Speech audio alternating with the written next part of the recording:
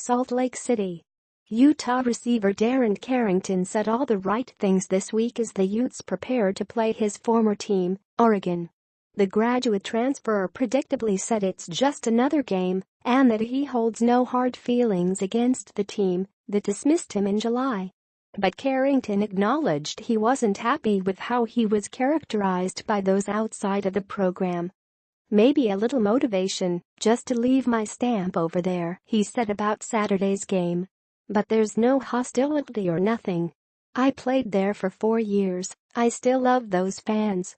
Carrington was dismissed from the Ducks after he was arrested on a misdemeanor charge of driving under the influence in Eugene, Oregon. Police said he hit a pole at a McDonald's restaurant early on July 1. He was also cited for careless driving and making an improper turn. That wasn't the first behavioral issue for Carrington at Oregon. He was suspended from the 2015 national championship game for a failed drug test, but it was the last after new coach Willie Taggart told the team there would be little tolerance for wrongdoing.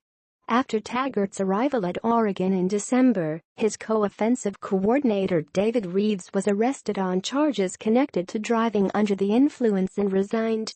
Wide receivers coach Jimmy Doherty, a passenger in Reeves' car, left in early February for UCLA. Taggart said the team understood the Carrington decision. "Darren and our team knew, and everyone knew the situation going in, and we had to be clean and do things the right way," Taggart said. "Unfortunately, he had a mishap that caused him to no longer be on our football team. It's unfortunate for us and for him. But it seems like he's bounced back, and our team kept on moving. We wished him nothing but the best, and it's good to see that he's having some success, and we just hope he doesn't have success this week." The 6'3", 205-pound senior has been the perfect fit for the first year of Utah's new fast-paced, pass-first spread scheme. The Utes, 4-3, 1-3 Pac-12, offense hit a rough patch the last 3 weeks, but Carrington still leads the Pac-12 with 92.7 receiving yards per game. He's currently on pace to post the third most receptions and receiving yards in a single season in school history. "He's been a huge plus for us," Utah coach Kyle Whittingham said. Carrington remains close to many of those on the Oregon roster and calls safety Tyree Robinson his best friend. There's been some back and forth that Carrington wouldn't qualify as trash talk, but more to hype the game up. "It's kind of like a high school game," Carrington said. "Your boys from right down the street, or you hung out with them for so long, but they just went to a different school than you.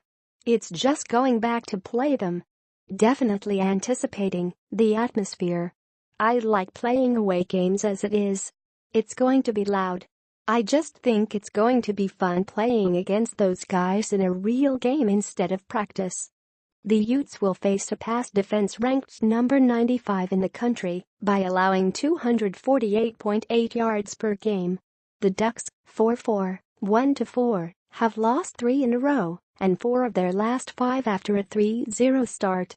Opponents are averaging 30.4 points, number 92 in the nation, and California is the only conference team that has scored less than 31 points against Oregon.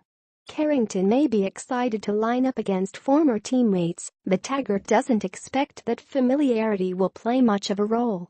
"What's going to help is for us to do our jobs really well," Taggart said, "and being good in our preparation and understanding what we're trying to get out of our defense and playing very well.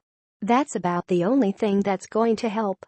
We know Darren's a good football player, and he's done a good job for Utah. So we have to make sure we're on top of our game."